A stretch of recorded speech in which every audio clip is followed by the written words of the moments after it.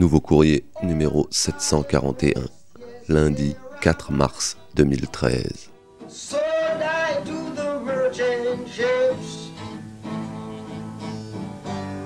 Minutes after day to kai from the bottomless pit, but my hand was Carnet de route d'un voyage à La Haye, par Patrice Broyer.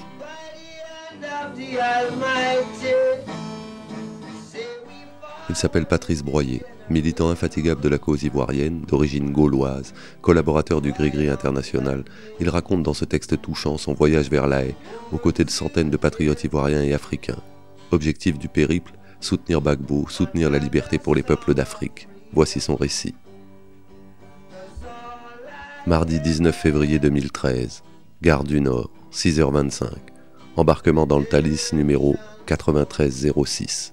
Destination La Haye via Rotterdam. Je voyage en bonne compagnie, avec le bureau de l'association Halte au Génocide, Mathilde, Célestine et Rachel. 9h30, La Haye, Centrum Station. Pause café au Burger King de la gare. Des Ivoiriens arrivés plus tôt en car occupent quelques tables. Parmi eux, le journaliste de l'intelligent d'Abidjan, Jean-Paul Auro. Les cars arrivés au petit matin n'ont pas été autorisés à se garer à proximité de la CPI et se sont retrouvés parqués à quelques encablures de la gare. Sur un terrain mi-herbe, mi-terre. Un champ en fait. Ce lieu est une terre ivoirienne depuis décembre 2011. Sauf qu'aujourd'hui, l'audience a vraiment lieu, et c'est à la CPI que les Ivoiriens veulent se rendre en cortège. En sortant de la gare, Célestine négocie le prix d'un aller-retour en taxi pour Rotterdam. Elle veut aller chercher de l'hélium pour gonfler un immense ballon libéré Gbagbo, celui qui a déjà survolé Paris depuis l'esplanade du Trocadéro à Noël. Célestine, tu dois être à la CPI avant 14h si tu veux avoir ton accréditation pour l'audience. À La Haye, Célestine est l'envoyée spéciale du nouveau courrier. Pour accéder à la salle de presse, elle doit encore récupérer son sésame. Évidemment impossible matériellement de faire le voyage à Rotterdam. Allons retrouver nos camarades sur le champ. Le temps est froid et sec. Certains Ivoiriens ont opté pour des tenues de sport d'hiver. Et beaucoup portent des chapkas orange. Moscou a sa place rouge. La résistance ivoirienne a fait de La Haye une place orange. C'est d'abord discours et chant sur la sono. Après, c'est dilemme au micro. La manif tourne au vinaigre. Le maire interdit la traversée de la ville. La police hollandaise dit « Si vous voulez aller devant la CPI, montez dans vos bus ». Problème, les chauffeurs ont l'obligation légale de respecter une pause de 9 heures avant de reprendre le volant. La présence policière autour du rassemblement s'étoffe. Des uniformes à cheval approchent la foule. La police hollandaise est cavalière et cycliste. Ça change de Paris. Avec Célestine, on décide de se rendre à la CPI. Mathilde et Rachel restent sur place. Pendant qu'on s'éloigne, Willy Blas explique la situation au micro. L'heure est à la négociation avec les autorités. En chemin, on rencontre Hervé qui se joint à nous. Devant la gare, un taxi nous annonce 15 €. 5 chacun, c'est parti. Un taxi pour la CPI. Avant 13h, on est devant la ICC, l'International Criminal Court. Un bâtiment froid, selon l'expression consacrée et pour le coup appropriée. On n'est pas les premiers sur place. 2 femmes, une ivoirienne, l'autre congolaise, sont là depuis 10 heures. Elles demandent où sont les Ivoiriens. On leur dit la situation en ville, l'accès au bâtiment n'est pas barré. Avec la camarade ivoirienne, nous tentons de pénétrer dans les locaux. On réussit à passer le tourniquet avant que des gardiens nous expliquent que l'ouverture, c'est plus tard. Ils viennent installer un ruban pour délimiter la ligne à ne pas dépasser. C'est l'heure de la pause déjeuner. Des jeunes femmes au profil d'étudiantes ou stagiaires sortent. Elles sont gays. Pour de futurs juristes, la CPI sur un CV, c'est sûrement chouette. Sort ensuite Sarah Tisser de RFI. Elle veut des clients ivoiriens et ne parle qu'au noir. Quand elle s'aperçoit qu'elle interviewe une Congolaise, c'est la déception. « Ah, vous n'êtes pas ivoirienne ?» Elle se rabat sur Hervé. Vu ce qu'il raconte au micro, ça risque pas d'être diffusé sur Radio Impériale. À côté, je suis transparent. Pauvre Sarah Tisser, prisonnière de sa coloniale structure mentale. Sarah, si tu savais, à La Haye, je ne suis pas blanc, je suis gris-gris. Quand elle repasse un peu plus tard, l'apostrophe fuse. « Tiens, voilà 1000 collines !» Pascal Hérault de Jeune Afrique apparaît à son tour, en jean, souriant et accrédité, comme bientôt Célestine. Il est presque 14h quand je vois Maître Agathe Barouan rejoindre son poste au tribunal, aux côtés du président Gbagbo. Guy Laberty, l'ami fidèle, arrive accompagné de quelques amis, dont un collaborateur régulier du Nouveau Courrier et occasionnel du Gris-Gris, Félix Hatchadé. Devant la CPI, la bonne nouvelle circule. Les marcheurs arrivent. Pour la première fois, la résistance ivoirienne va traverser la ville. Orange, blanc, vert, le cortège s'avance. Les couvre-chefs ont un impact visuel énorme. orange comme les couleurs hollandaises, comme le maillot de Johan Cruyff, de Johnny Rep et des frères Van de Kerkhoff. No Gbagbo, no peace. Freedom, freedom Gbagbo. Point levé, V de la victoire, la liberté défile à la haie. Devant la CPI, l'abidjanaise est chantée à plein poumon. On est une bonne vingtaine à tenter la file d'attente. Hervé, rejoint par une jeune et virulente militante, une ivoirienne, un peu âgée avec sa canne, et puis ce couple déjà vu sur le champ du centre-ville. Un blanc avec un t-shirt Gbagbo Kafissa ne passe pas inaperçu. Ils sont venus d'Anvers pour soutenir et voir le président Gbagbo. Notre camarade belge et flamand est le seul à pouvoir se faire comprendre des gardes de la CPI. Je n'ai pas le talent de Raphaël Dieye, mais pour eux deux, j'accepte de faire le photographe. Clic-clac, le cliché souvenir avec Guy Labertier dans leur boîte. La délégation du FPI venue d'Abidjan et toutes les personnes accréditées sont rentrées. Pour la première fois de la journée, j'ai froid et faim. J'irais bien chercher un sandwich, mais Hervé a vite fait de me dissuader. Tu risques de rater l'occasion de rentrer. À l'intérieur, l'audience va commencer. Notre chance d'y assister se présente sous la forme d'un trentenaire hollandais d'1,90 m. Il y a 5 places. Sa phrase n'est pas finie qu'une dizaine de personnes ont franchi le ruban et s'engouffrent dans le bâtiment. Tant bien que mal, il en fait ressortir la moitié. Quand il réapparaît 10 minutes plus tard, notre proviseur batave est plus pragmatique. Il désigne lui-même les 4 personnes qui vont rentrer. Pas de bol, j'étais en 5e position. Hervé et sa voisine font partie des nominés. Les voilà dedans. Ça fait longtemps que j'ai pas vu mon président, laissez-moi rentrer, avait tenté Hervé, quelques minutes plus tôt.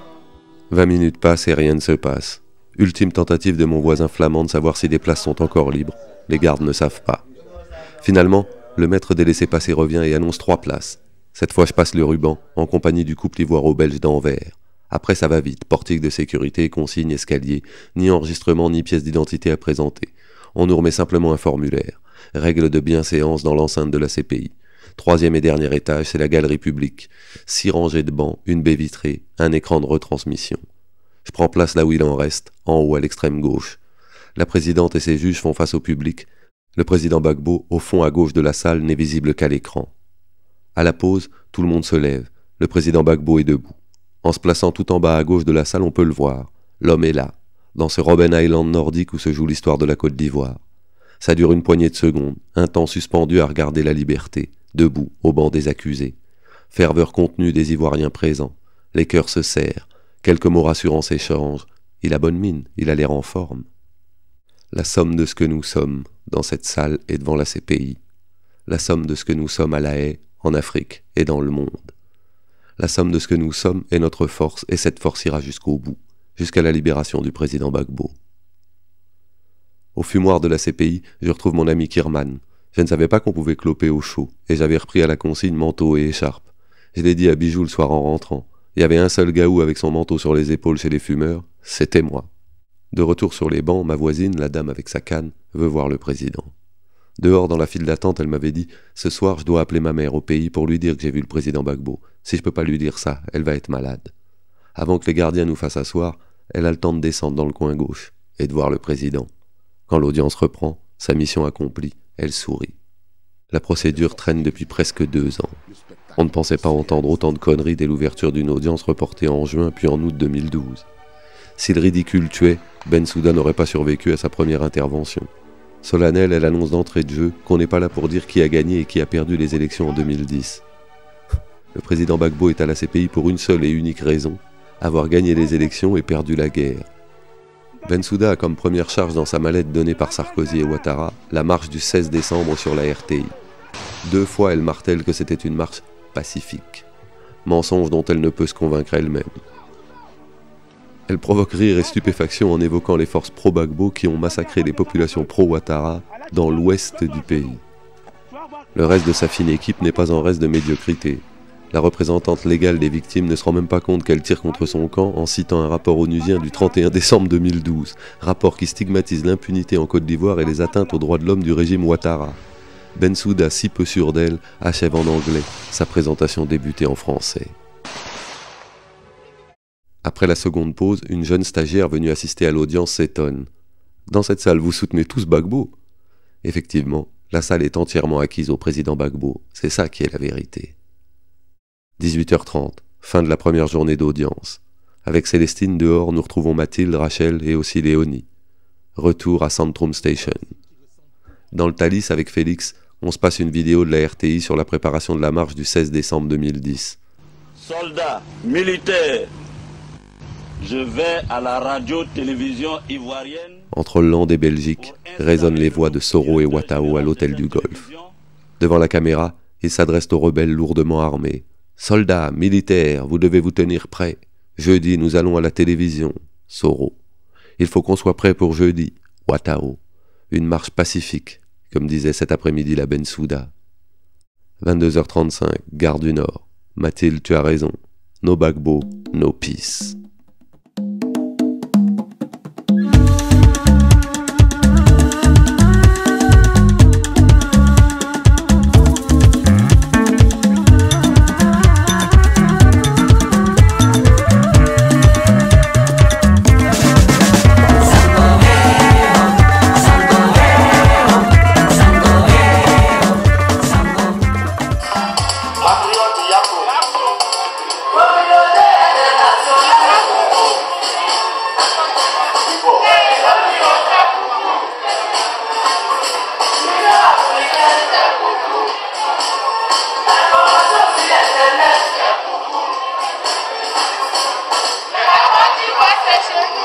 On demande pardon aux Français. On vous demande pardon. Laissez-nous en paix. Laissez-nous en paix. C'est tout. Moi, j'ai rien contre vous. Après tout ce que vous nous avez fait, j'ai rien contre vous. Parce que j'ai jamais cultivé cette histoire de haine en moi. Il n'y a pas de haine dans nos corps, nous les Ivoiriens. Malgré tout ce que vous nous avez fait, on laisse tomber. Laissez-nous en paix. On vous pardonne, il n'y a rien. Vous êtes trop grand pour la France. Nous, cette petite Côte d'Ivoire. Que pouvons-nous faire devant vous, pour la France? C'est trop. Laissez-nous en paix. Laissez-nous vivre.